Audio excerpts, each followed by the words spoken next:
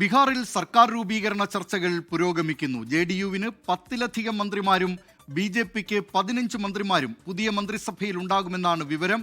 ബിജെപിയിൽ നിന്ന് 1-ലധികം വനിതാ മന്ത്രിമാർ ഉണ്ടായേക്കും. ഡൽഹിയിൽ നിന്നും അച്യുതൻ ചേരുന്നു. അച്യുതൻ, ബീഹാർ മന്ത്രിസഭാ രൂപീകരണം സംബന്ധിച്ച ധാരണയായിട്ടുണ്ടോ? എപ്പോഴാണ് സത്യപ്രതിജ്ഞ എന്നത് സംബന്ധിച്ചൊക്കെ രണ്ട് പാർട്ടികളും ബിജെപിയും ജെഡിയുവും ഒക്കെ ഒരു ഏകദേശ ധാരണയിലേക്ക് എത്തിയിട്ടുണ്ടോ അച്യുതൻ?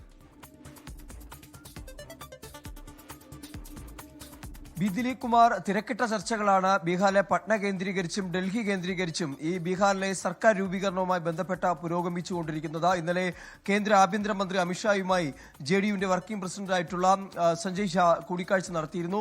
അതിനുശേഷം ബിജെപിയുടെ സംസ്ഥാനത്തിന്റെ തെരഞ്ഞെടുപ്പ് ചുമതലയുണ്ടായിരുന്ന മുതിർന്ന നേതാക്കളായിട്ടുള്ള ധർമ്മേന്ദ്ര പ്രധാനും വിനോദ് ധാവ്ഡെയും അമിത്ഷായുമായി കൂടിക്കാഴ്ച നടത്തി.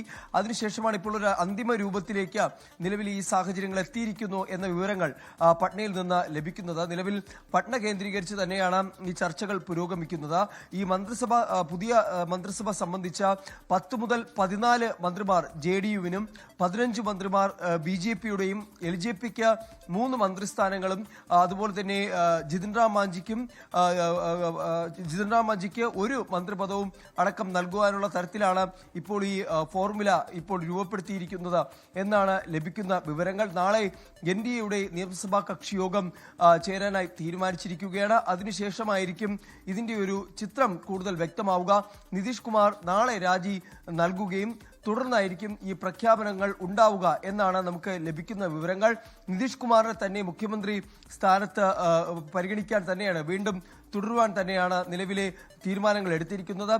എൻഡിഎയുടെ ഘടകകക്ഷി നേതാക്കൾ നിതീഷ് കുമാറുമായി ആശയവിനിമയം നടത്തുകയും ഈ പിന്തുണ അറിയിക്കുകയും ചെയ്തിട്ടുണ്ട്. എന്തായാലും നാളെ ചേരുന്ന നിയമസഭാ കക്ഷി യോഗത്തിന് ശേഷമായിരിക്കും ഒരു പ്രഖ്യാപനം ഇത് സംബന്ധിച്ച് ഉണ്ടാവുക.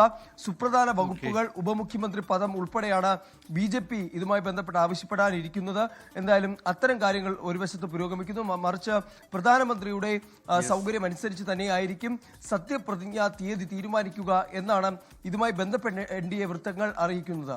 ദിലീപ് കുമാർ, ബീഹാറിൽ പുതിയ മന്ത്രിസഭ നിതീഷ് കുമാറിന്റെ നേതൃത്വത്തിൽ വീണ്ടും അധികാരത്തിലേറാൻ പോവുകയാണ്. ഇത് സംബന്ധിച്ച വിവരങ്ങളാണ് ഡൽഹിയിൽ നിന്ന് അച്യുതൻ നൽകിയത്.